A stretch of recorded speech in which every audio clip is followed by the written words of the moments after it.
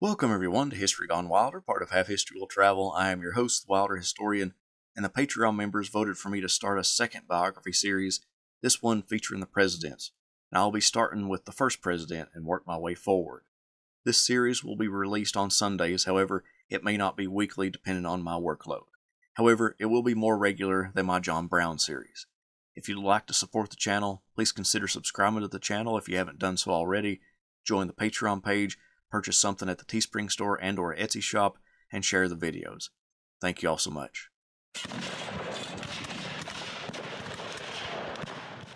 In the mid-1600s, John Washington was a well-to-do son of an Anglican clergyman.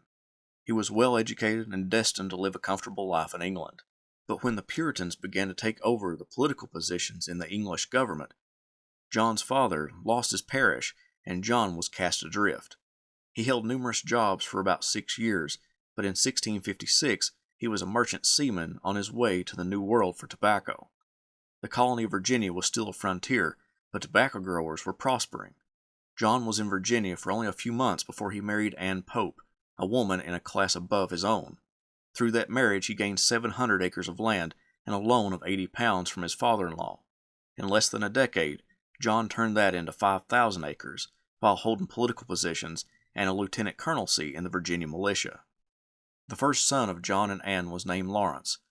Lawrence Washington received a large share of his father's land and a flour mill. He would serve as Justice of the Peace and elected to the House of Burgesses at the age of 25. Unfortunately, before his 40th birthday, Lawrence would pass away. Lawrence's second son, Augustine, would receive less of an inheritance than his older brother, but that still equaled 11,000 acres of land. However, he was too young to work that land at that time. His mother would remarry and move to England, where Augustine, or Gus as most called him, attended the Appleby School at Westmoreland. When his mother passed, Gus and his siblings were returned to Virginia to live with their cousin John Washington, a wealthy planter on the south shore of the Potomac River. Gus would marry Jane Butler, the daughter of a prominent planter, and he would set about carving out a piece of the Virginia countryside as his own. He grew tobacco, owned about 20 slaves, and held small governmental positions in the colony to add to his income. One of the biggest moments in Gus's life was when iron ore was found on land he owned near Fredericksburg. He would go into business with some English Quakers to mine the ore and build a furnace on his land. When he returned to Virginia after a business trip to England, he found that his wife had passed away. Unable to manage his household along with his businesses, he sent his sons to Appleby School in England and searched for another wife. Gus would marry Mary Ball, the daughter of an English immigrant who had made a small fortune as a planter.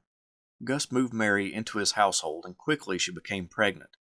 On February 22, 1732, she gave birth to a son named George.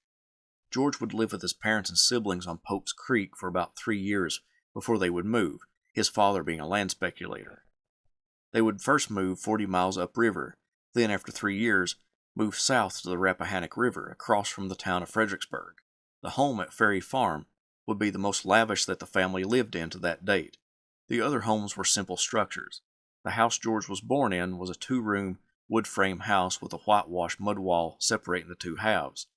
This new home had 6 rooms, 13 beds, a dining room table, and all the furnishings of a well-to-do home. As a young man, George was close with his brother John Augustine. They would hunt and play in the nearby woods and even play with the slave children until about the age of 9 or 10, when they were separated, George and John learning the habits of the master and the others learning the habits of the enslaved. George, because of his father's wealth, was a common visitor to the homes of wealthy planters in the region. He gained good education through a private tutor, one of which was a convict indentured servant, and he entered a small school in Fredericksburg. His education wasn't as thorough as his half-brothers who attended the Appleby School, but George received a good education, better than most in the 18th century. He wasn't one to read books for pleasure. He read a few histories and literature, but he just wasn't enthusiastic about reading. However, he did pay close attention to a book entitled Rules of Civility and Decent Behavior in Company and Conversation, written by Jesuits for young French noblemen. One of Washington's biographers hypothesized that he took special interest in that book because of his cultured half-brother Lawrence, whom he looked up to. Lawrence spent a great deal of time in England and had been schooled in the proper etiquette. Because George looked up to Lawrence, it is only natural to assume that he used the book to be more like his big brother. It appears that George was never close to his father. In all the words he wrote, he never mentioned his father, to praise him or condemn him. One of George's biographers wrote about the relationship. It was as if he had never known his father, as if Gus, in his unremitting preoccupation with wealth, had so ignored his offspring that he ceased to matter to his son, or perhaps that his son, rather than live with an unpleasant reality, unconsciously repressed every memory of the father. Lawrence's life captivated young George. In 1740, Lawrence joined the expedition to attack Cartagena in South America during the War of Jenkins's Ear between Britain and France. The expedition was miserable, with most dying, but Lawrence was one of the lucky ones who survived. When he returned to Virginia to keep watch over the family's farm at Epsawasson, the home where George lived for 3 years before going to Ferry Farm, Lawrence renamed it Mount Vernon, named after the commander of the Cartagena expedition. When Gus died, Lawrence got the lion's share of his father's property, but George got a sizable portion, being the eldest son from Gus's second marriage. George received the Ferry Farm, 2,100 acres in what was called the Deep Run Tract, 10 slaves, and 3 lots in Fredericksburg. However, he would only get that land when he turned 21. He was only 11 when his father died. George's mother was overbearing, tough, and possessive, so the young man relished in getting to leave the household to visit Lawrence. At Mount Vernon, dignitaries, officials, and well-off planters visited regularly, and George saw in them someone he wanted to be. He knew he hadn't been refined at one of England's schools, and although the people at the parties made him feel less than, he used that feeling to study them so that he could be more like them. He watched their mannerisms, listened to the way they spoke, and began to adopt the behaviors of those prominent men in Virginia high society. Colonel William Fairfax, the wealthy father-in-law of his brother Lawrence, began to see in young George an enterprising spirit. The young colonel admired George's qualities of being strong, reserved, an excellent horseman, intelligent, and having a quick temper. These were all qualities that the colonel possessed, and he began to take George under his wing. When George was 14, the colonel procured him a commission in the Royal Navy, where he could become a midshipman on a ship docked in a Virginia harbor. This was the way Colonel Fairfax got his start, and he and Lawrence believed this would be a great way for George to begin his life. However, George needed to get his mother's consent. She agreed, then disagreed, then asked her brother for advice. He lived in England, and it would take 9 months for her to get a reply. When it came, it was a dismissal of the idea. George would not enter into the Royal Navy.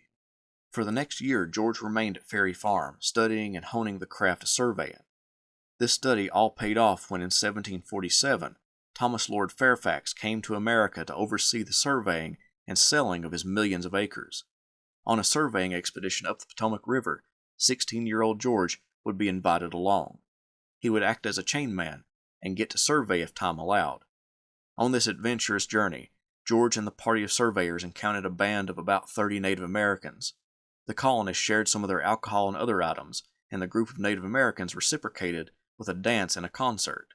Other than that encounter, the expedition wasn't too eventful, except for when the straw on which George was sleeping caught fire, but a member of the party put it out before George was hurt. Not long after he returned to Ferry Farm, he sought to get out from under his mother's dominion. With a few dollars in his pocket from the surveying expedition, which made him more independent, he ventured away from his home on more occasions, to buy new clothes in Fredericksburg and to obtain a spot with a dance instructor to refine his gentility. In July 1749, George was commissioned a surveyor in Culpeper County. This was his ticket away from his mother.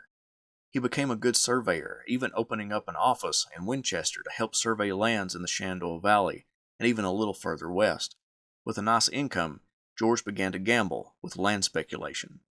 He purchased or was paid in land, which amounted to thousands of acres in a quick period of time. Amid this success as a surveyor came a concerning moment for George. Lawrence had developed tuberculosis. Lawrence first went to London to find better physicians to help the disease. Then he returned to Virginia, where George accompanied him to a mineral spring in the Shenandoah Valley, but the climate and dampness seemed to only make him worse. Finally, Lawrence would travel to Barbados to see a physician there, and George would join him.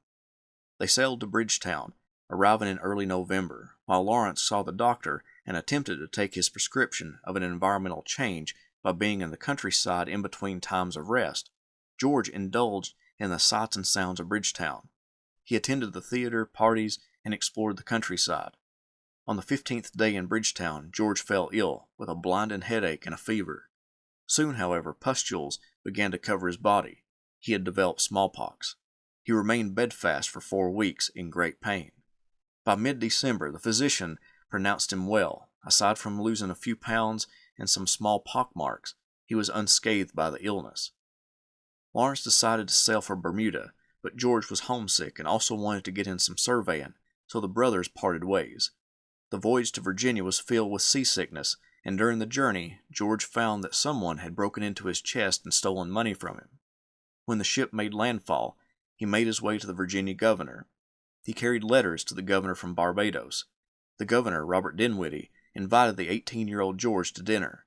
The governor was impressed with the young man, but George didn't stay long in Williamsburg. He headed back to northern Virginia, then to the west to survey more land. When he returned to Ferry Farm, he found that his brother was getting worse, and that Lawrence was contemplating going to southern France or anywhere that the climate would be better for his condition. He said that if he knew the end was coming, he would hurry home. It wasn't long before Lawrence returned to Virginia, and 6 weeks later he died. In Lawrence's will, if Nancy, Lawrence's wife, passed away and his daughter Sarah died, then George would get Mount Vernon. 6 months after Lawrence's death, Nancy would marry George Lee. Nancy would move in with Lee, leaving Mount Vernon to sit idle.